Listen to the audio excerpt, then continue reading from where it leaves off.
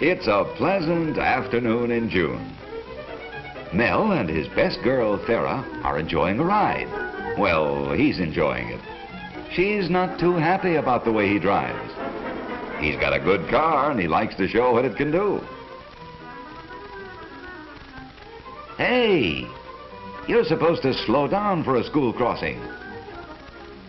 Mel doesn't slow down for anything. See that jalopy up ahead? Watch him pass it.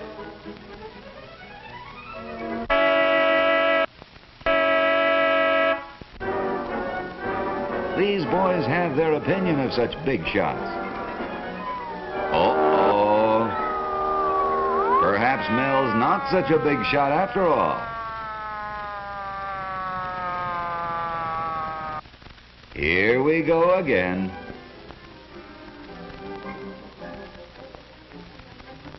He's used to this.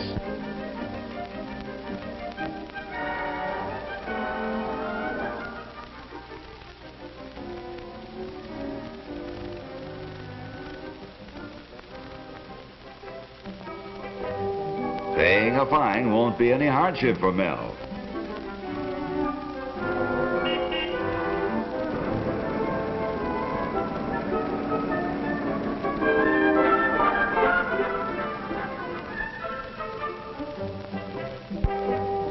A ticket doesn't mean a thing to a phony like that. Mel's determined to overtake the jalopy and cut the driver down to size.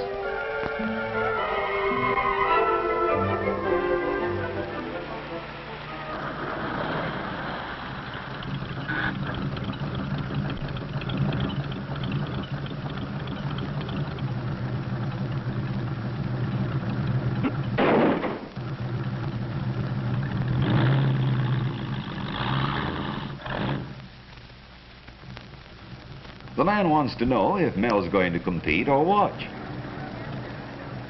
Mel's going to do whatever that jalopy does, only better. Many boys like Mel were a public problem. Until the 1950s, someone had the idea of turning this abandoned airstrip into a legitimate test course for hot rods. Here they compete under strict rules designed for safety and fair play. This strip at Santa Ana was so successful that others were opened up across the country. Hundreds of clubs have been formed. The hood lifters, the Arabs, throttle jammers, shifters, chaparrals, knuckle busters, clutchers club, dusters, sidewinders, and others with equally fanciful names. Automatic expulsion faces any member who races on the public highways. As a result, the juvenile nuisance problem has been reduced as much as 90% in some communities. Here's Mel and the jalopy. The flagger thinks Thera better get out.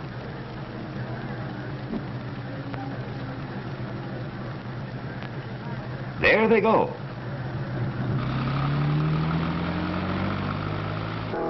Sideline experts. Mel can't believe it, but it's happening. He's left behind. Far, far behind. He's humiliated and angry. His one thought is to find Thera and get away. There she is, talking to the fella that just beat him. He's giving her his card, and she's taking it. This is the last straw.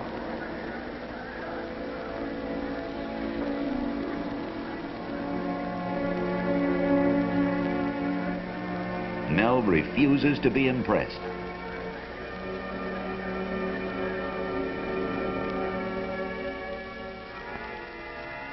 His defeat by the jalopy was a challenge he has accepted. He'll have some tall explaining to do about this heap of junk he's bringing home.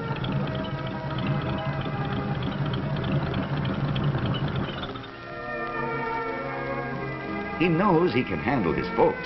He's equally sure he can breeze through this job he's undertaken.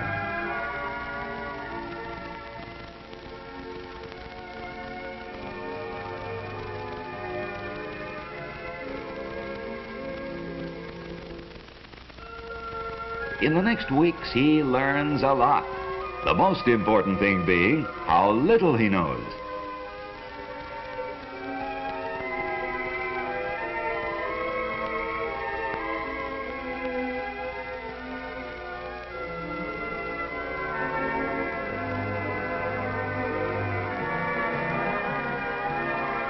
He makes one trial run after another when nobody's around to see him fail. She cuts out when he gets up over 100, and he can't figure why. He's too proud to ask for help, although he knows where he can get it. Farah gave him Dave's card. It's hard for him to pocket his pride. Besides, he's not at all sure of his welcome. Dave looks friendly enough. He'll chance it.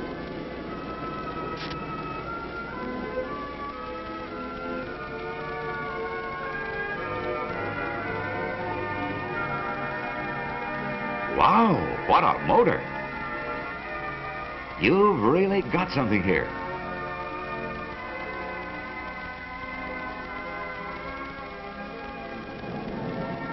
Dave thinks Mel ought to enter the big timing meet.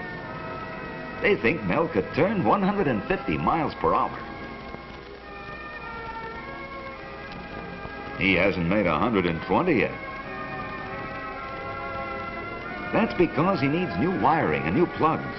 Also, he should put in a third carburetor, install an alcohol system, and run on nitro. They'll be glad to help him. Their generosity astonishes Mel. He's joined the fraternity where the car's the thing. The two-day meet has started. Here at Lake El Mirage, the object is not to race car against car, but to see which can obtain the highest speed in its class. The event gives these boys an opportunity to test the cars they've modified for speed and general performance. Many contestants come and spend the night. Among them, Dave and Mel.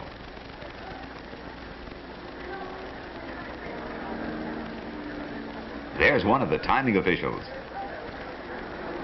He sees to it that safety is the keynote of these meets.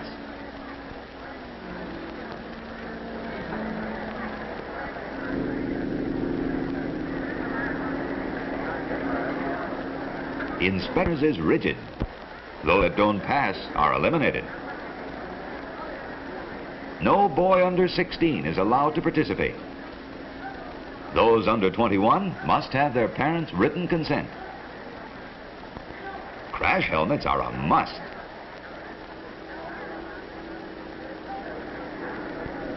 As are safety belts.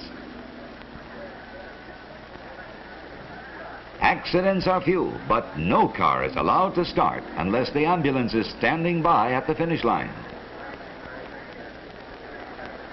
Since daybreak, the starter has been sending out the cars.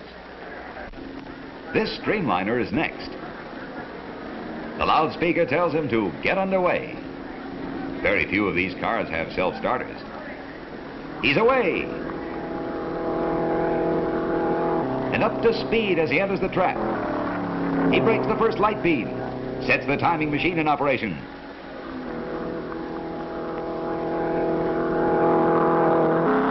He breaks the second light beam at the finish. The time is registered, announced, and recorded at the board under the starter stand. Car after car goes out.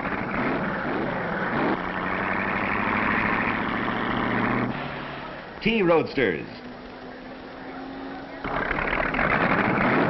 Belly tanks.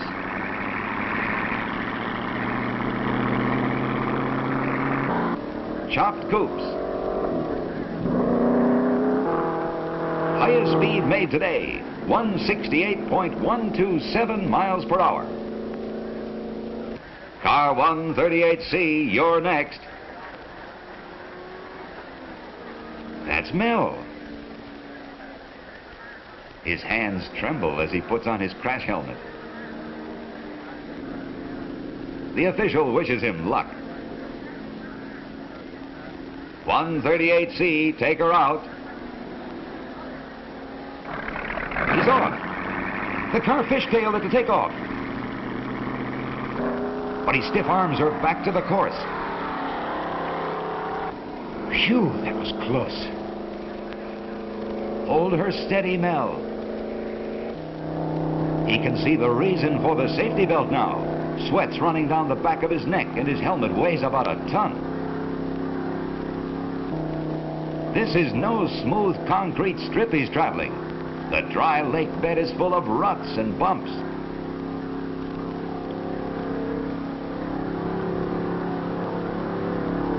But he's in control now and beginning to enjoy the thrill of the run. He begins to drop off. Now he's in high and praying he'll get past 6,000 revolutions per minute going through the traps. There's the first marker up ahead, and the tachometer says 5,900, 5,950, 6,000. He's in the trap now at 6,500. The best he can do. He's out. His time? Car 138C turned at 151.06 miles per hour. The time is official. What a welcome awaits him back at the pits. Trophies now instead of traffic tickets. He'll never speed on the highway again. Nor will any of these others.